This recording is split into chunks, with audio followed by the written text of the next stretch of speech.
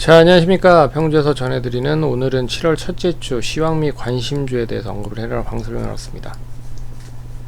본의 아니게 또 라이브 방송이 아닌 녹화 방송으로 진행되는 점 양해 부탁드리도록 하겠고요. 빠른 시일 안에 일정 없으면 라이브 방송으로 진행해 보도록 하겠습니다.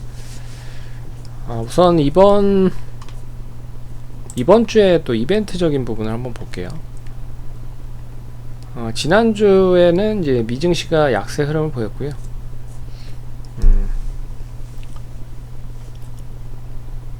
이제 5월 개인 소비 지출이 이제 완만한 흐름을 보였긴 했지만, 이제 추가적으로 이번 주에 발표되는 연준의 회의록을 공개하는 걸 보고 나서 결정을 해보겠다라고 하는 투자자들이 많았던 것 같습니다. 그래서 장중에 놀랐는데 일단 약세 흐름으로 좀 전환되면서 마감이 됐어요. 1일날은 보시면 이제 한국 수출입 발표하고요. 6월 수출입 지표가 발표가 됩니다. 이제 우리나라 수출이 최근에 좀 많이 되고 있는 자동차, 반도체, 화장품, 음식료 뭐 이런 쪽을 볼 수가 있는 부분이 나타날 거고요. 그리고 S&P 글로벌 제조업 지수가 발표가 되고요. 그리고 미국 5월 글로 건설 지출과 6월 ISM 제조업 지표가 발표가 됩니다. 이게 좀 중요한 지표 같고요. 이후 2일날 화요일날은 이제 우리나라 쪽 자동차 쪽 6월 지역별 판매 데이터가 발표가 됩니다. 6월달에 판매가 양호하면 실적은 나쁘지 않을 것 같아요. 왜 그러냐면 이 환율에 대한 영향을 많이 받는 게 자동차 업종이잖아요. 그래서 결국 6월에 지역별 판매 데이터가 나쁘지 않다 그러면 실적도 나쁘지 않을 거다 라고 보시면 됩니다. 그리고 베트남 호치민에서 기계 전시회가 있고요. 그리고 프랑스 축의 섬유 프레미 에르비종이라고 하는 이제 섬유 관련된 박람회도 열리는 것 같습니다. 4일까지 열리고요. 이거. 그래서 또 어떤 이제 수주나 계약이 MOU나 발표가 됐는지에 따라서 또 종목별 이슈가 될 겁니다. 참고하시면 될 것 같고. 그리고 한국 6월 CPI가 발표가 되고요. 미국은 이제 5월 이직 보고서 관련된 부분 발표가 됩니다. 유럽과 중국 지표도 발표를 하고요. 3일날 이제 연준 FOMC 6월 회의록이 공개가 돼요. 네. 그리고 미국은 그 다음날 이제 독립기념일로 인해서 이제 휴장이 되고요. 하지만 이제 조기 폐장을 합니다. 네. 그리고 하스라는 회사가 또 상장이 되고요. 미국의 이제 연준 FOMC 발표를 하면서 제조업 지수, 내구재 주문 지수, 여러가지 지표들이 발표가 됩니다. 이게 이제 어떤 지표가 발표가 되는지에 따라서 어떻게 방향이 움직이는지에 따라서 시장은 좀 좌지우지 될 거다라고 보고 있습니다. 4일날 목요일날은 영국 조기 총선이 있고요. 그리고 EU가 중국산 전기차 관세를 부과를 한다라고 합니다. 이게 제가 언론 통해서 알기로는 12일인데 좀 앞당겨진 것 같아요. 그래서 임시조치 성격이래요. 임시조치 성격이고 12일날 본격적으로 단행을 하는 것 같습니다. 상계관세 부과하고 하반기에 EU 27개국 승인시 5년간 시행이 확정이 된다. 그러면 또 2차 전지나 이제 관련된 종목들이 또 단기적으로 이슈가 될 가능성이 높겠죠. 그리고 미국 고용보고서가 5일날 금요일날 발표가 되고요. 특히 제일 중요한 건 삼성전자 2분기 잠정 실적이 발표가 된다. 이게 지금 가장 중요한 포인트인 것 같습니다. 물론 마이크론 테크놀로지로 어느 정도 예상을 하고 있지만 뚜껑을 열어봤을 때 진짜 좋아지는지를 확인할 필요가 있는 거고요. 그리고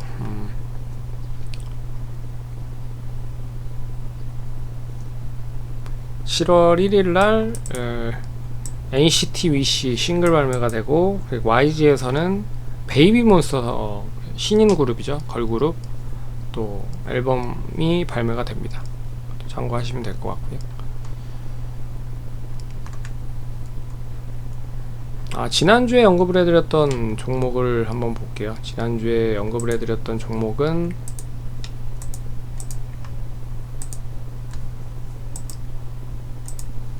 이번 주는 유니셈이고요. 지난주에는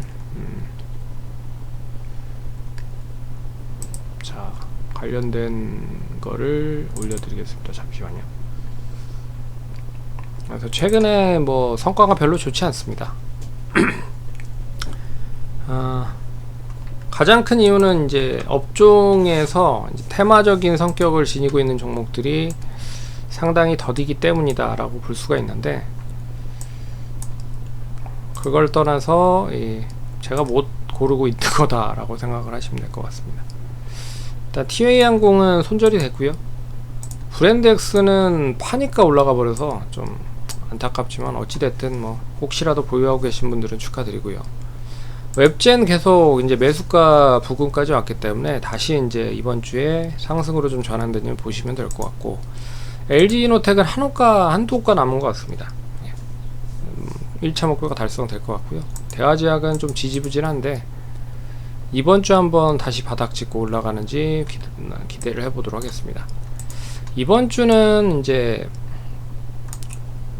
유니셈이라고 있는 반도체 기업이에요. 반도체 기업인데 이제 스크러버와 그리고 이제 칠러를 공급을 하고 있습니다. 스크러버는 이제 가스 관련된 유해 장치 조절해주는 그런 장비고요. 칠러는 온도 조절 장치입니다. 그래서 HBM과 더불어서 이 여러 가지 장비에 대한 수주는 계속 확대되고 있는 흐름이고, 올해도 레거시 반도체 쪽 관련된 쪽이 나름 좋다라고 하면 긍정적인 모습이 나올 것 같습니다. 그래서 11,570원에서 11,370원 분할적으로 접근하시면 좋을 것 같고요. 1차는 12,100원, 12,380원이 단기 고점이기 때문에 여기를 돌파하면 당연히 이제 2차까지 가겠죠. 근데 가는 시점이면 1차는 수익을 챙겨 놓고 볼 수가 있다. 주봉상 보시면 이게 이제 최근의 흐름인데, 최근에 가격이 딱 정해져 있는 시점에서 계속 아래 위로 에너지를 좀 모으고 있어요. 10,000원에서부터 12,000원 정도. 길게 보면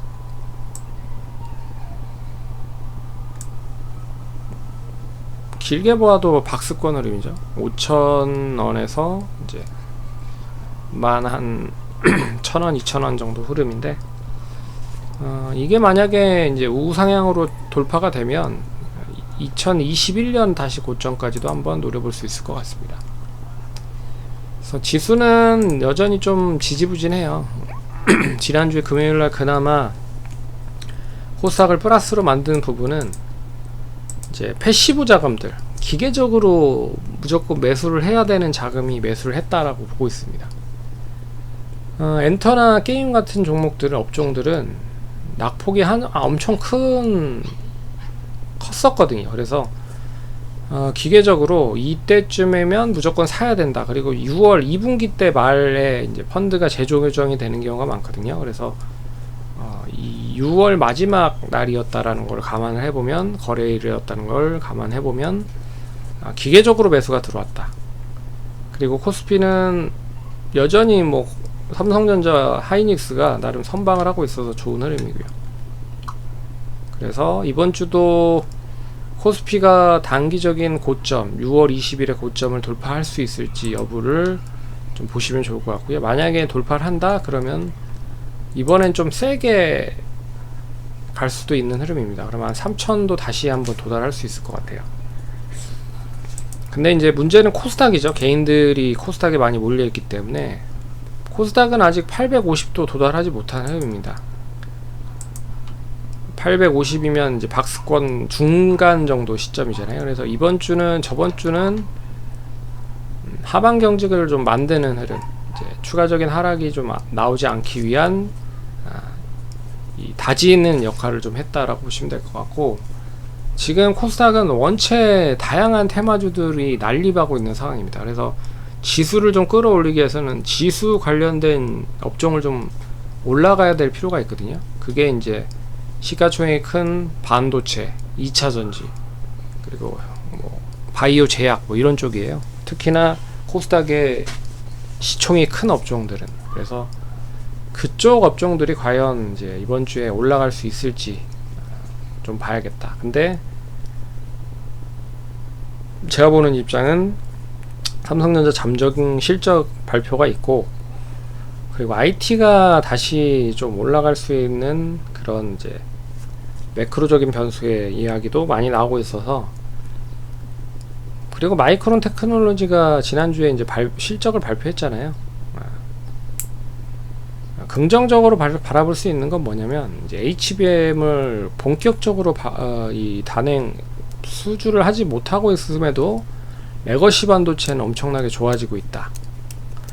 그러면 이제 HBM 쪽은 이제 하이닉스가 좀 잘 선방을 하고 있고 수주가 되고 있는 상황이고, 삼성전자는 레거시 쪽이 더 어떻게 보면 큰 거잖아요. 그래서 되레 삼성이 더 빨리 올라가면, 그동안에 많이 못 올랐기 때문에 더 많이 올라가면 이 관련된 레거시 반도체의 소부장 관련된 기업들도 관심 있게 봐야 된다 라는 거죠.